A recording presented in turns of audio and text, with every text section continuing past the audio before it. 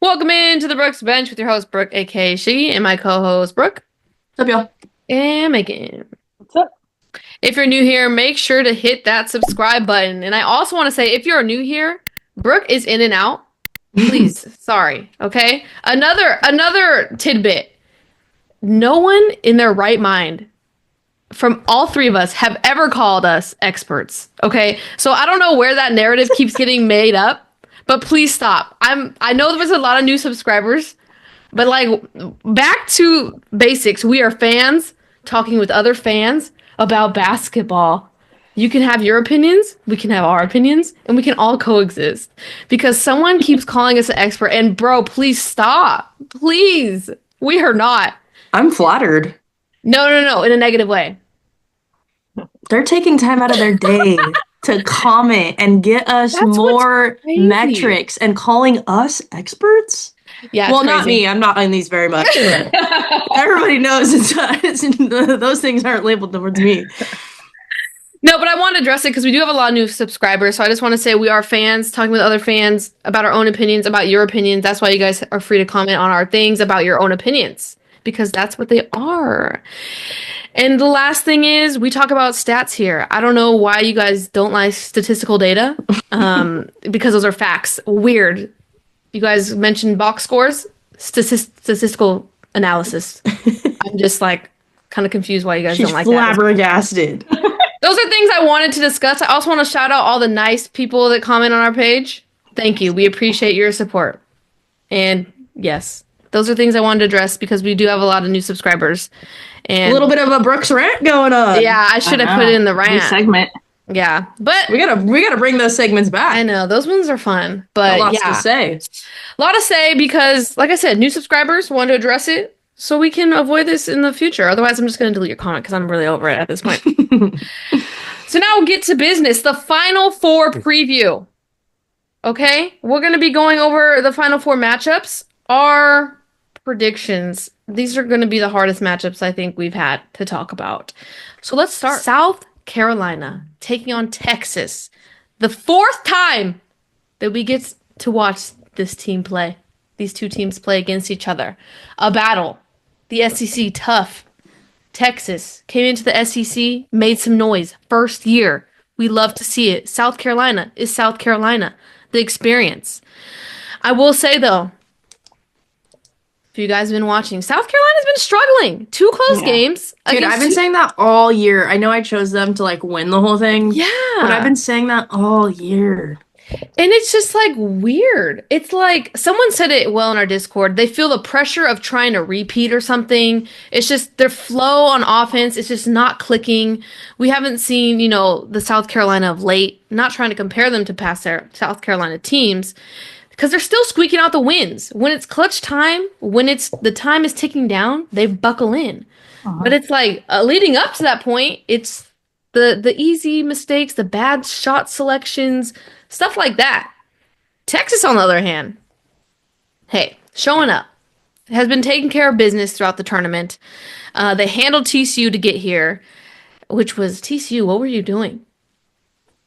That was a bad performance, in my opinion. But I want to shout out, before I let the floor go to you guys, I want to shout out Texas bench. Because in every game they've played South Carolina, they've had someone contributing off the bench. And especially key wins in the tournament. So I wanted to point out people stepping up from the bench. Oldacre, Lee, Preston, Wen, and Tonda. When they step up double-digit points off the bench, Texas is going to win. When they beat South Carolina in the regular season, who stepped up? Oldacre off the bench, 13 points. So it's you can't always depend on, Madison Booker, Rory Harmon, yada, yada. But they've had impressive performances from Oldacre, Lee, Preston in key times during the tournament. So, with everything said, with the history of Texas and South Carolina, the fact we're going to see this a fourth time this season, what are you guys thinking? Because I think this is going to be, I don't know.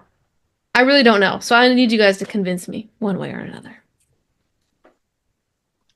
Well, all I'll say is Roy Harmon had the best game. I've been waiting to see her play like this again. Mm-hmm. And this is the best time for her to start showing up.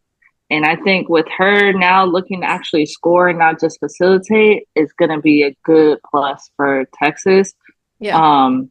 And then if they can get Preston or like you said, someone off the bench to continue to contribute, like they have been, then that's going to be good because, yeah, like you said, South Carolina's not been looking like the normal South Carolina. They're starting 5 outside of the post players, like the 3 guards. They're just not. I just feel like they're not contributing while they're out there. It's different. Like Chloe Kitts has been doing really well for South Carolina. Yeah. Definitely, contributing. Sanaya Fagan, Joyce Edwards, Fuwiley off the bench. I know she struggled kind of last game, the turnovers. She's doing a little too much. But it's like she could be that spark. And we've talked about it for South Carolina. Malaysia Fuwiley could be that spark off the bench. Joyce Edwards, the same. But you're right. I think it's been a little bit slower for the starting guards. Raven Johnson. I feel like Pow Pow kind of scaled back a little bit with her scoring as well. So there's struggle on South Carolina's end. Not saying Texas is has no flaws. We've talked about how Texas has been struggling from the 3-point line. But they're so well, with their mid-range, right? They have Taylor Jones, who's been doing well in the paint. We all know Madison Booker's jumper is beautiful. So it's kind of like, is there a way each one of you's leaning in this game, kinda? I don't know. I really think that with South Carolina, their issue has been, I don't know, it's almost like a mentality of like, oh, we're better than everybody else. And then that's been catching up to them. It's like they've been almost lazy for me. But hopefully Dawn's cussed them out a little bit and lit a fire underneath them. It's going to get them off TikTok. Yeah. But plus it's Texas, so I feel like it's going to be like a whole different idea and mentality than the other games. Yeah. I'm leaning towards South Carolina, but if Texas keeps playing the way they do, it'll be a tough battle because I think a lot of teams are also a little afraid of South Carolina given the history right now. But I don't think Texas is one of those teams. Okay, what about you, Meg? Yeah, I feel like Texas is going in with kind of the upside, in my opinion, because they've been playing well. Harmon, I feel like she's getting offensively into a rhythm, and it's going to be needed. I think last time the reason Texas was really out of the game, I think the first half was pretty close, and then they only started to pull away in the second half, and Texas was just not hitting that game. So I'm thinking that if Texas comes in hot and carries over from the last couple games they've been having, then they could potentially pull this one out. I'm real torn. I feel like looking back to previous matchups, the first matchup South Carolina won pretty handedly. They shut down Madison Booker. Texas then gets their revenge on South Carolina. And then South Carolina ends up defeating Texas again in the SEC tournament. And South Carolina in this game jumped out hot. So they outscored Texas 21-6 in the second. And Texas really never could recover after that, So it's kind of like, which team are we going to get? We've seen them play 3 times. These coaches have seen each other 3 times in the regular season, going up a 4th time. Okay, it's just, I feel like this is going to be the hardest game plan because it's you're adjusting. Coaches are adjusting from the last time, but now you're going to have to this coach is trying to think, oh, well, they're going to think I'm going to do this. It's just I feel like this is going to be the hardest game plan. It's going to be gritty. Texas defense looked really, really, really good against TCU. We already know they have a great defense.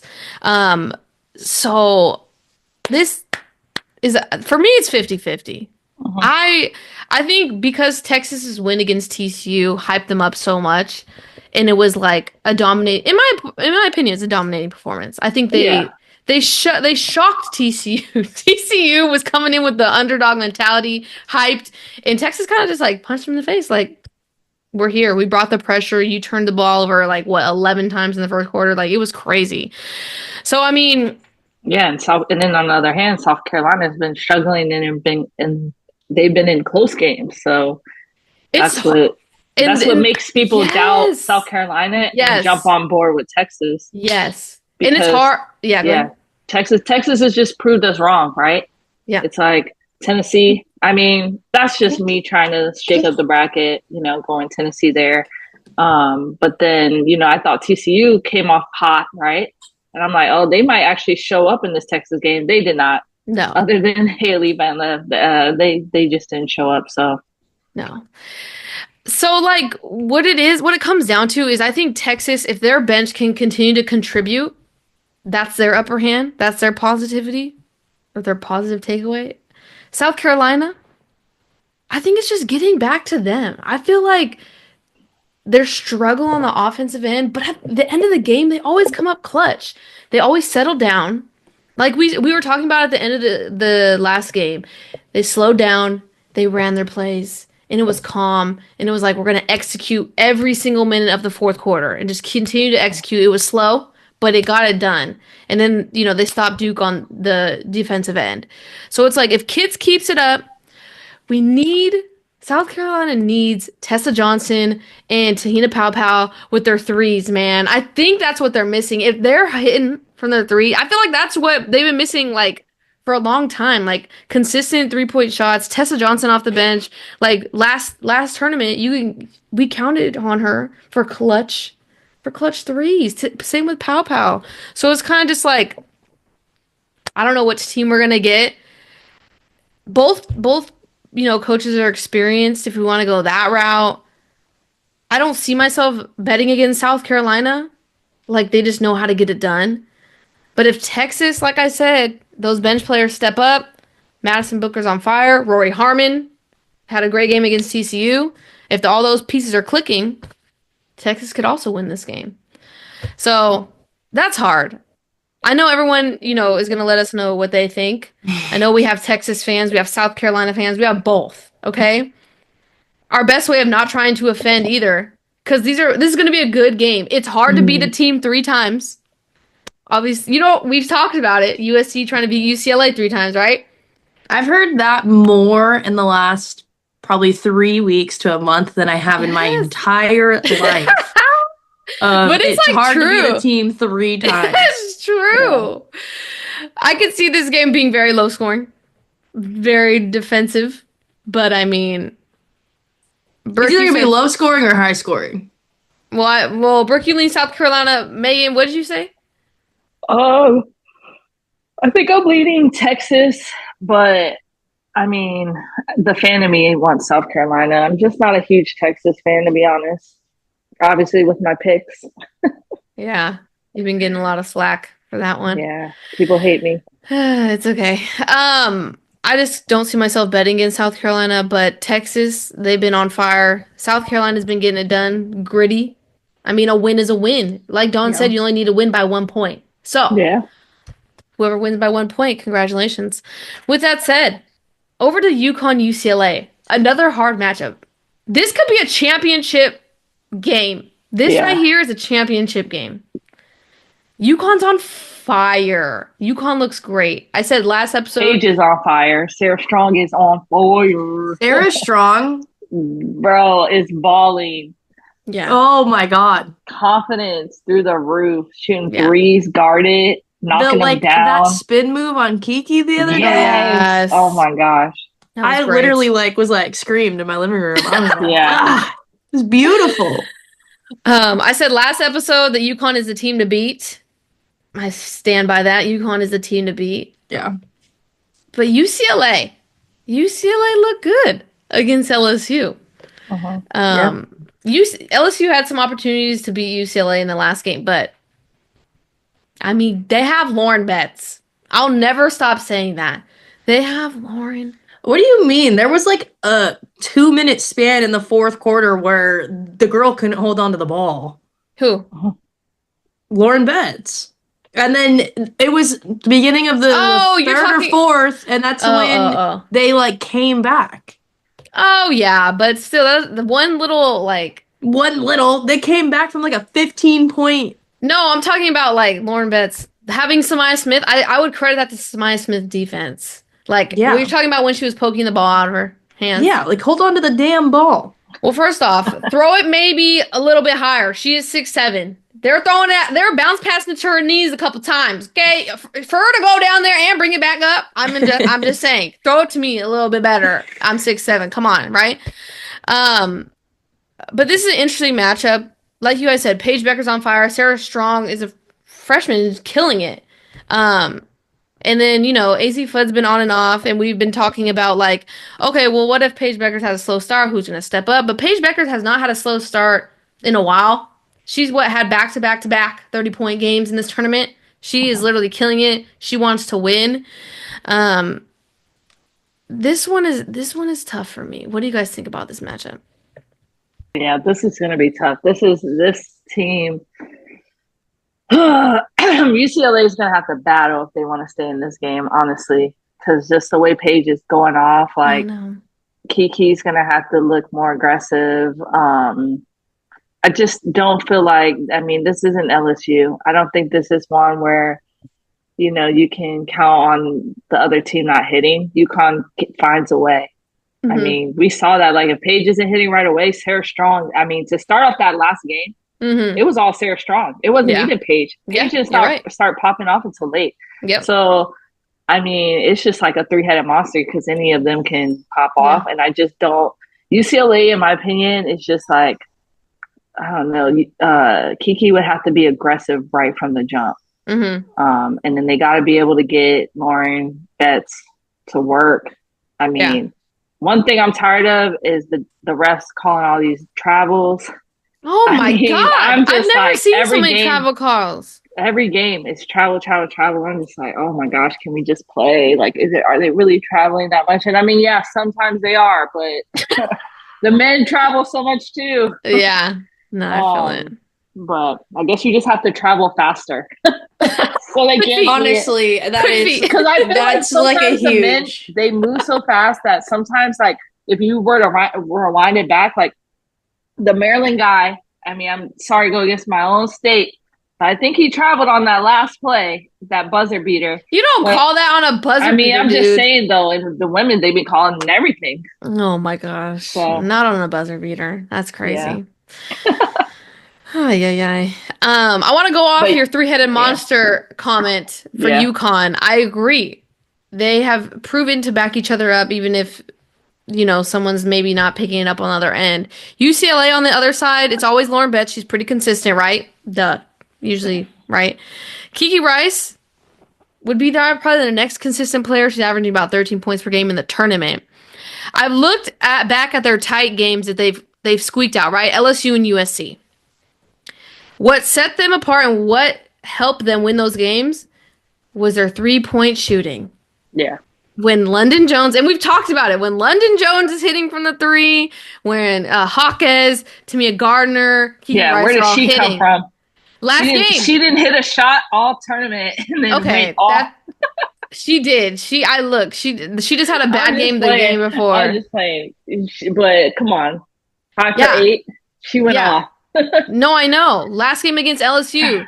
Hawkes 18 points, 4 for 5 from the three. Gardner 15 points, 5 for 8 from the three. And it was still, like we talked about, LSU closed in at the end of the game. When they played USC and they won. London Jones 3 for 4 from the three, 13 points, and then Kiki Rice had an additional 13 points on top of whatever Lauren Betts did, right? Well, I will say in the LSU game, like, I feel like the guards on the perimeter play a little bit better D than LSU. Wait, who? Like, I think one difference in this game is going to be that the UConn guards just play better defense on the perimeter. Oh. Yeah, and it could come down to that. But it's kind of like, it's Lauren Betts is their consistency horse. We saw she got in foul trouble against LSU, but the reason that UCLA continued to do well is Gardner hit her threes. Hawkes was hot. People stepped up and picked up the slack. So it's like, can UCLA continue to do this?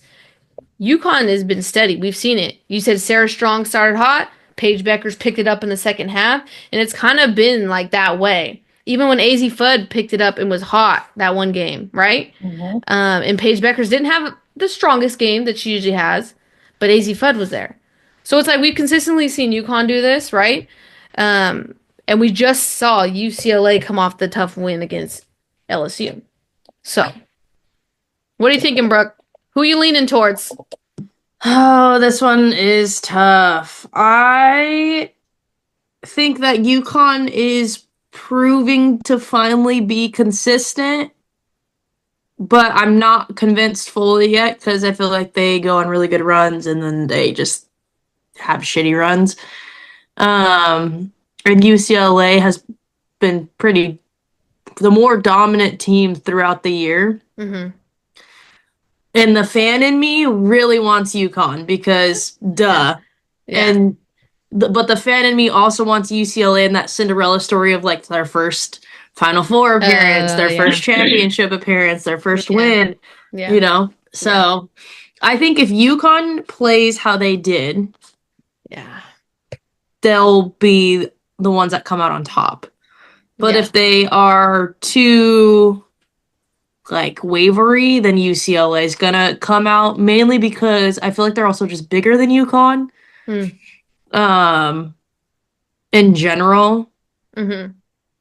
And plus then you got some of those fast little guards like Kiki Rice and how do you pronounce her last name? Hawkins? Hawkins, yeah. Yeah, like they're speedy. Like Paige is speedy too, you know, so like they can kind of keep up with the pace. So we'll see.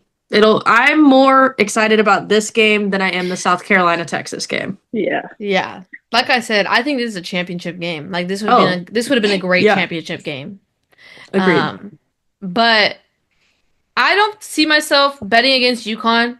I don't think anyone's playing as good as UConn is right now. They're on fire. Paige Beckers is playing out of her mind. Sarah Strong is an unstoppable freshman right now.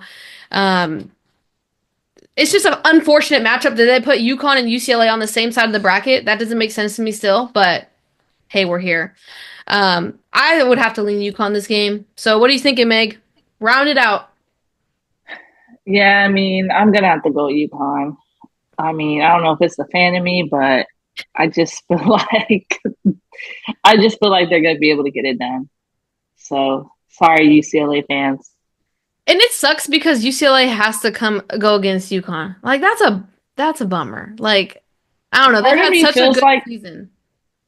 I'm not gonna lie, but part of me feels like this is gonna be the toughest like team for UConn. Like I feel like if UConn gets whoever wins this I think the championship. Yeah, I think the championship goes to either one of these teams. Okay. Whoever wins this game is winning the championship. In my opinion.